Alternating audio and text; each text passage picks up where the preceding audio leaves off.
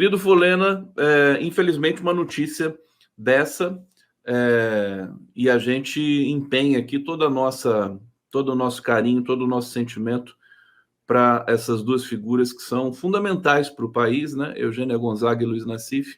Num momento tão difícil como esse, te recebo aqui com todo carinho, passo para você a palavra e a gente vai tocar aqui o nosso 11 News a partir de agora. Jorge Folena, deixa eu abrir aqui seu microfone, querido. Vamos lá. Bom dia quem está nos acompanhando. Olha, nossa solidariedade integral, né? A Eugênia Gonzaga e Nassif, pela passagem do filho, é algo muito doloroso. Todo o nosso carinho, nosso abraço solidário nesse momento tão difícil da família. Bom dia, vamos. Tá aí, vamos lá. Peço para vocês, né, nesse momento também, eu sei que vocês estão sentindo muito esse momento, podem se manifestar aqui no bate-papo e isso vai ser bom para que a gente possa superar esse momento. Folena, nós ainda estamos desdobrando, né, a situação, duas situações em particular, duas informações, dois episódios que mobilizam o país. Primeiro, a resposta ali dos mandantes da execução de Marielle Franco e a situação constrangedora de um ex-presidente, né, se abrigar, buscar uma fuga numa embaixada para se proteger ali de qualquer ação policial do Brasil. Como é que você avalia? Vamos começar pela embaixada, pela questão do Bolsonaro. Muita gente perguntando se ele deveria sofrer algum tipo de sanção, tipo uma tornozeleira, ou mesmo uma prisão preventiva. Muitos especialistas dizendo que já seria a hora de uma prisão preventiva. Queria ouvir também do especialista Jorge Folena, como é que você entende essa situação? O Conde, depois de esgotado o prazo do Bolsonaro, eu acho que o ministro Alexandre de Moraes fez muito bem conceder a ele, primeiro, né, o que ele tem a dizer a respeito do que foi noticiado pelo New York Times, até para não ficar se valendo apenas de notícia de jornal. Então, vamos aguardar o que ele vai falar. E, em seguida, sendo de fato, se ele não desmentir e vindo ser confirmado que ele se refugiou na embaixada da Hungria, isso é muito sério, porque, na verdade, ele já estava sem o passaporte diplomático dele, o passaporte dele para ele poder ir para qualquer lugar, e ele não poderia ir para uma embaixada, que é um território, né, que não há jurisdição do Estado brasileiro, da justiça brasileira. Ele desafiou a justiça. No desespero, o Bolsonaro está com muito medo. Tá? Desde o início, Conde, ele tem muito medo. E essa história do medo de um Bolsonaro vem desde lá de trás, com aquele gabinete do ódio da ABIN, com aquele desencontro de informações, naquela busca e apreensão que foi feita na casa do filho dele, do vereador do Rio de Janeiro, né, o Carlos. Depois aquela ida da polícia lá em Angra, eles saindo, todos da família saindo pela madrugada e fazendo antes, no domingo, uma super live. Quando eles fizeram aquela super live, eles já sabiam da decisão do ministro Alexandre de Moraes contra o Bolsonaro. Tanto é que essa decisão, né, foi proferida exatamente numa sexta-feira, e no sábado e no domingo eles fizeram aquela super live, e a polícia foi atrás do filho na segunda-feira, e dele lá em Angra. E depois, no carnaval, próximo do carnaval, é que foi executada contra o Bolsonaro. Ou seja, há todo um serviço, né, de espionagem, a meu modo de ver, a minha forma de interpretar, em curso por parte do Bolsonaro. Ele é muito bem informado. Nós já falamos sobre isso aqui. Então ele está em desespero. Quando teve aquela decisão antes do Natal, na quinta-feira, ele exatamente isso, ele com muito medo, né, sem passaporte, foi buscar um abrigo, né, para não ter uma prisão. Então, Conde, está aí se de fato hoje, após esgotado o prazo dele, né, sendo confirmado, aí fica a cargo do ministro. Eu vejo que estão presentes, já estavam, mas agora mais do que nunca, todos os elementos, né, para decretar a prisão preventiva de Bolsonaro. Mas isso, eu volto a destacar, tecnicamente, quem vai ter essa sensibilidade, né, é exatamente o juiz instrutor do caso. E o juiz instrutor do caso é o Alexandre de Moraes.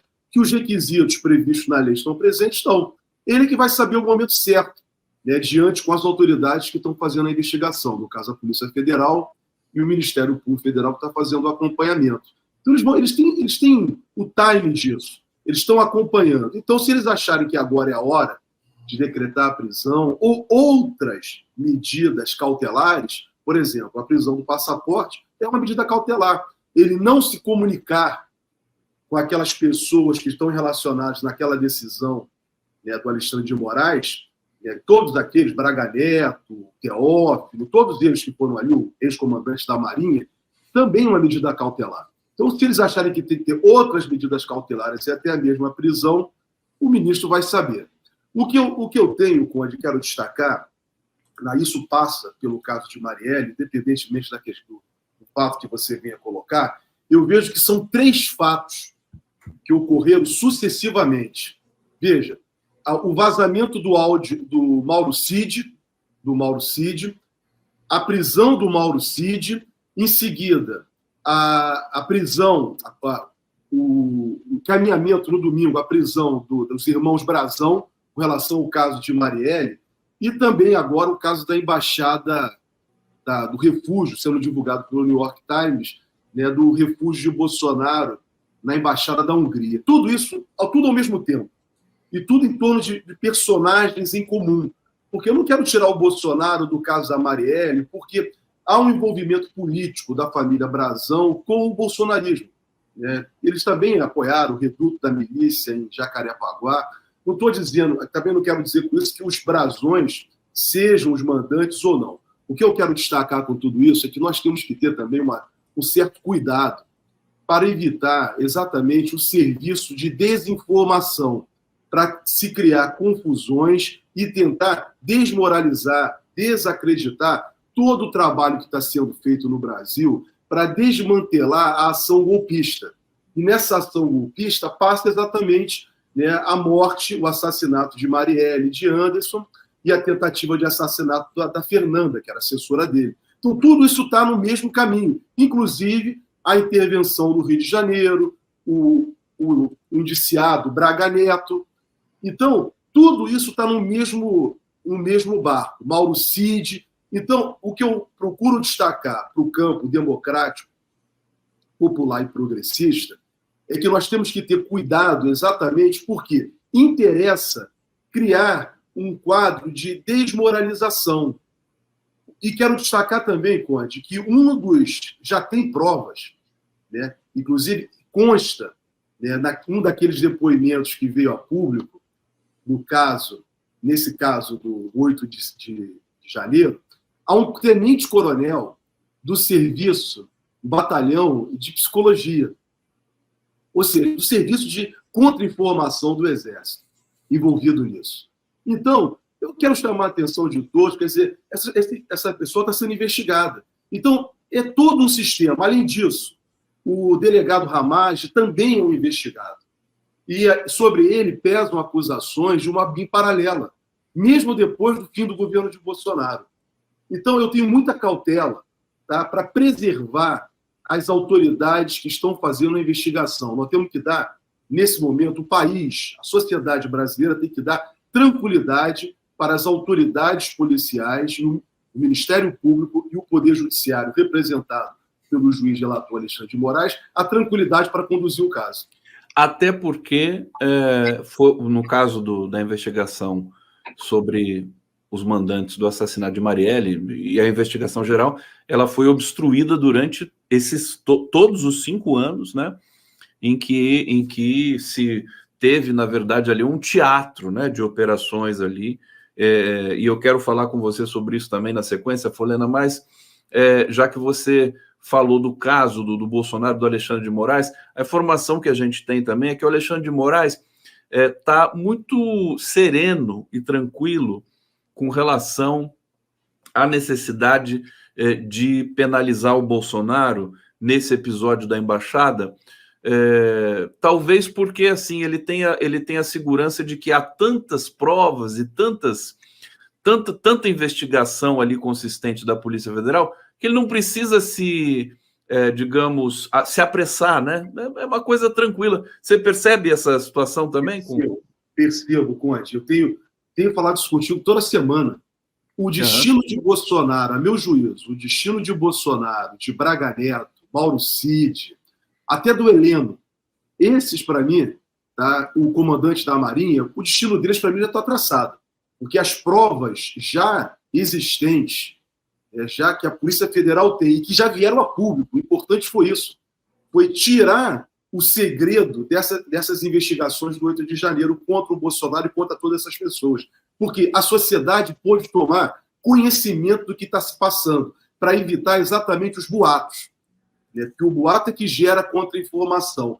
Então, aquela audiência, aquela reunião palaciana do dia 5 de julho de 2022, deixou muito claro quem eram as pessoas. O ex-ministro da Defesa, o general Paulo Sérgio, todas aquelas pessoas, nós vimos e ouvimos as manifestações delas golpistas. Então, o fundamento, um dos fundamentos, né, numa investigação, uma das apurações, é exatamente a autoria. Então, quer dizer, essas pessoas, né, tá claro quem são as pessoas. Muitas dessas pessoas já foram identificadas. Há elementos, então, para a prisão, para a decretação da prisão preventiva? Há. Mas quem vai saber o momento certo vão ser as autoridades. Alguns já estão presos, Conde. Isso tem que ser dito. Alguns já estão presos. Felipe Martins, por exemplo, já está preso. Há testemunhos contundentes por parte, principalmente, eu não vou nem dizer do comandante do Exército, o ex-comandante do Exército, Freire Gomes, que também fez um testemunho, e é um testemunho muito sério, muito forte, apesar de ter algumas coisas que eu diria, abertas em relação a ele, mas por falha dele, mas não com relação ao fato criminoso do que está sendo apurado de Bolsonaro contra o golpe de Estado. Mas tanto dele como comandante da Aeronáutica, que não deixam dúvidas do golpe de Estado que estava sendo perpetrado. O Bolsonaro e todo esse conjunto. A descrição do que se passou na biblioteca do Palácio do Planalto no dia 7 de dezembro, segundo o ex-comandante do Exército, é estarrecedor. Ele foi convocado lá para receber orientações sobre um golpe de Estado pelo presidente da República, a pedido do ministro da Defesa, do Paulo Sérgio. Então, o caminho dessas pessoas, para mim, já está traçado, além de outros delitos que estão sendo apurados no Bolsonaro. O Bolsonaro tem um elenco de crimes praticados por ele, em diversas situações, que vão desde a Covid, passando por vacinação do cartão de vacinação, falsificação, apropriação de joias do patrimônio da União, inclusive com vendas no exterior. Veja, Conde, só para lembrar, o que eu estou vou citar agora, são informações que têm vindo a público, pela imprensa e pela própria polícia. O meu colega, ex-advogado dele, tem telefones apreendidos. Isso sequer ainda veio, essa investigação sequer ainda foi aprofundada. Porque tem muitas informações trocadas ali. São pessoas que viveram em torno de Bolsonaro e da família dele por muito tempo. Por muito tempo. E estão com telefones apreendidos, com conversas sendo apuradas, troca de informações por WhatsApp. Então, é muito sério. Isso nós não podemos desacreditar, como alguns setores do parlamento brasileiro querem fazer, querem desacreditar nas autoridades, na ação da polícia, na ação do Ministério Público e do ministro Alexandre de Moraes, para tentar um descabido e, a meu juízo, manifestamente inconstitucional, concessão de isenção para Bolsonaro, por esses atos que violaram a Constituição brasileira e atentaram contra a democracia.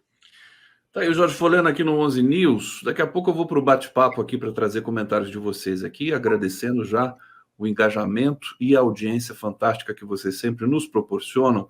Uma notícia que acabou de chegar aqui: General Heleno foi monitorado por ABIN paralela durante o governo Bolsonaro, aponta investigação.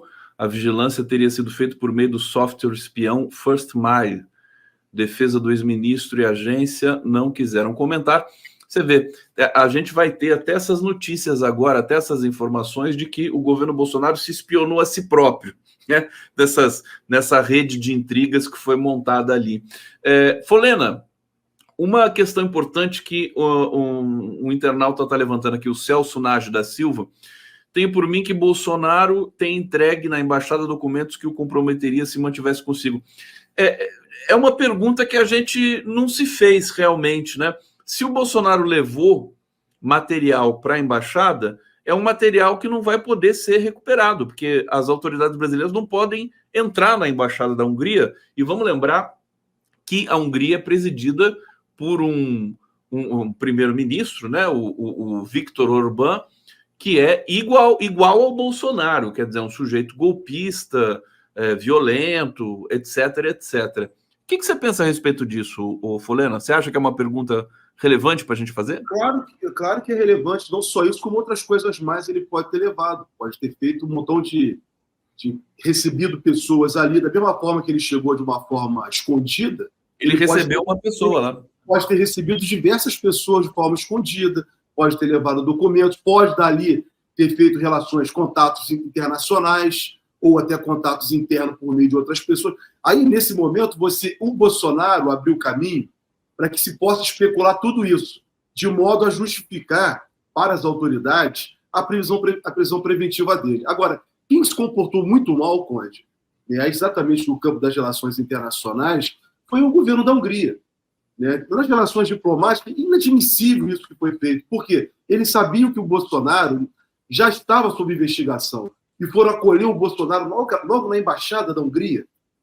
Então, quer dizer, também foi muito ruim o comportamento da Hungria, do Estado húngaro, independentemente lá do ministro que está à frente. Então, isso é muito ruim, foi muito ruim para eles. Então, Conde, eu vejo que, nesse caso, eu volto a destacar, Bolsonaro, o medo de Bolsonaro, a gente sempre fala isso, ele é um medroso. Ele é um medroso. O presidente Lula também já falou sobre isso, nós temos falado isso sistematicamente. Esse homem é um medroso, ele não tem coragem para nada, para fazer enfrentamento nenhum. Então ele vai se escondendo. Então o pânico dele, vem se confirmar aquelas histórias que contavam, que ele se escondia lá no Palácio do Planalto, dentro do porão do Palácio do Planalto com medo, ou dentro lá do closet, do quarto dele, com medo de tudo. Então isso vem se confirmar exatamente, isso é uma pilhéria, acredito eu. Mas vem se confirmar esse tipo de comportamento. Quer dizer, é um comportamento de um homem que não quer, diante de toda pessoa madura e responsável, diante de problemas, enfrenta os problemas. Não está sendo o Bolsonaro, em nenhum momento, está sendo tirado dele direito de defesa. O Brasil, a República Federativa do Brasil, não está tirando dele o direito de defesa, o direito a um julgamento justo, a um contraditório, uma ampla defesa e até a presunção de inocência. Quando eu digo aqui que há elementos muito fortes contra Bolsonaro, eu não estou dizendo que ele está condenado. Eu só estou me valendo do que está sendo apresentado. Mas a ele tem que ser assegurado o contraditório. Então ele não pode dizer, em momento algum, que ele é um perseguido político. A ele não está sendo dado esse direito. Ao contrário do que aconteceu, por exemplo, com o presidente Lula. Com o presidente Lula, desde o início, ficou muito claro uma perseguição política. E o que veio se demonstrar exatamente ao longo do processo e ao final. Mas o Bolsonaro está dizendo que é perseguido. Mas exatamente esse caminho de conspiração, por isso que eu chamo sempre o cuidado, todo cuidado é pouco, do serviço exatamente de contra-informação, exatamente para evitar que ele se valha disso. É isso que o gabinete do ódio, é isso que o serviço de contra-informação está tentando construir. Está tentando construir para tentar desmoralizar a Polícia Federal, desmoralizar o ministro Alexandre de Moraes. Por isso que não pode ter, nesse momento, não pode se dar margem para nenhuma especulação. Tudo tem que ser feito com clareza. Por isso que o ministro Alexandre de Moraes está de parabéns. Quando alguém abre espaço para algum jornalista que habilmente, o papel do jornalista é fazer isso, é apurar e ter a informação de algum caso desse e leva para um veículo de comunicação, o ministro Alexandre de Moraes, o que ele tem feito? Ele tem que parabenizar. Ele acaba com disse-me-disse. Está aqui, está para todo mundo. Está para o Conde, está para todos os meios de comunicação disponíveis para debater. Isso evita exatamente as criações de teoria da conspiração que o gabinete do ódio sabe fazer como ninguém. É isso que me impressiona realmente nesse momento, é a serenidade do Alexandre de Moraes com relação a isso. E até vou aproveitar para dizer o seguinte, quer dizer, inclusive opinião pública, né, progressista, pedindo para o Lula parar de falar do Bolsonaro, né, porque não precisa mais o presidente Lula falar do Bolsonaro, não precisa perder tempo. A agenda do Lula ontem com o Macron super bonita, sabe? Com sorrisos e tudo mais. Não precisa mais ficar perdendo tempo com essa questão policial. E vamos combinar o seguinte, Folena, é uma briga ingrata, né? Desse gabinete do ódio atual do Bolsonaro, de se fazer vítima, porque o trabalho da PF, do STF, está assim, impecável, né? Em todos os sentidos, inclusive em garantir direito de defesa. Eu tenho uma informação curiosa, que eu quero aqui também ouvir o Folena sobre isso, que é a Polícia Federal considerou risível e patética a nota publicada pela defesa do Bolsonaro justificando a ida dele na Embaixada da Hungria. E, de fato, foi uma nota, assim, absolutamente... a gente fica incrédulo, né, quando a gente vê a defesa do Bolsonaro, nesse sentido, me parece também muito precarizada. E o Bolsonaro vai responder ao Alexandre de Moraes hoje por texto, né? Não é presencial. A defesa vai produzir um texto, uma explicação, e vai despachar, vai apresentar para o Alexandre de Moraes. Conhecendo o Alexandre de Moraes, imediatamente ele vai abrir o sigilo desse texto e vai ser também um primor de incredulidade, né? Porque como é que vai explicar uma situação dessa, Folena? Conde, olha, vamos lá. O Bolsonaro volta a dizer, o Bolsonaro não pode, em momento nenhum, dizer que ele está sofrendo uma perseguição do aparelho de justiça, do sistema de justiça. Por quê? Um exemplo, ele foi convocado a depor. Ele optou pelo silêncio. Ele e todos aqueles outros. É um direito da defesa? É óbvio que é. Porém, outros não acharam que precisavam e prestaram esclarecimentos. Mas o Bolsonaro resolveu ficar quieto. Então, a ele está sendo assegurado o direito de explicar. Agora, o Alexandre de Moraes, antes de tomar qualquer medida, volto a dizer isso, destacar isso, deu a ele 48 horas para explicar, porque ele foi na embaixada. Isso é o contraditório. Isso garante a ele a ampla defesa. Se ele não quiser prestar o esclarecimento que ele quiser, é o direito dele também. Mas ele não pode dizer que a justiça brasileira está fazendo uma perseguição contra ele. Isso ele não vai ter o direito. Isso ele não vai ter o direito. Ele não está sofrendo perseguição.